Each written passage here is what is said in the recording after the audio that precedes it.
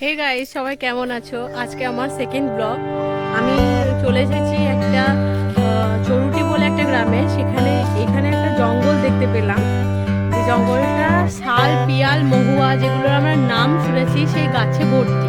অনেকে এটা চিনে থাকবে। কারা কারা চেনো এবং কারা কারা চেনো না, দুজনে আমাকে কমেন্ট করবে। আর আশা করি আমার ব্লগগুলো তোমাদের ভালো লাগছে। তো এই জায়গাটা তোমরা একটা দেখে নাও কেমন। আমার তো খুবই ভালো লাগছে। তো ভাবলাম যে তোমাদের সাথেও শেয়ার করে নিই। তোমরাও যারা আমার মতো এগুলো খুঁজে পাও না, তারা নিশ্চয়ই ভালোবাসবে আর আমাকে সাপোর্ট করবে।